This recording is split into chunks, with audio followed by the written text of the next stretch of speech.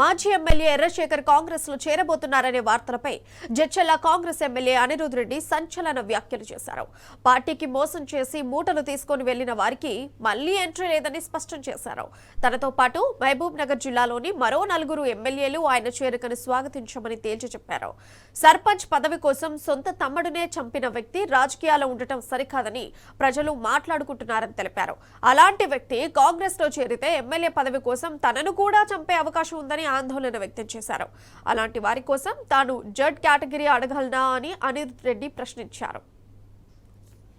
PCC గారు గాని CM Revanth Reddy గారు గాని చెప్పడం జరిగింది, పార్టీకి మోసం చేసిన వాళ్ళు ఎలక్షన్స్ ముందు వాళ్ళని ఖచ్చితంగా తీసుకోమని చెప్పి కూడా చెప్పడం జరిగింది.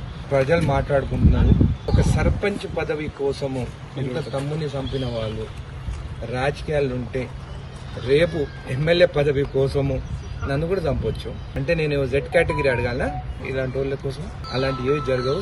పార్టీని మోసం చేసి పోయిన వాళ్ళు, సంచులు తీసుకొని పోయిన వాళ్ళు, ఇక్కడ అక్కడ తీసుకున్న వాళ్ళకి చోటు లేదు.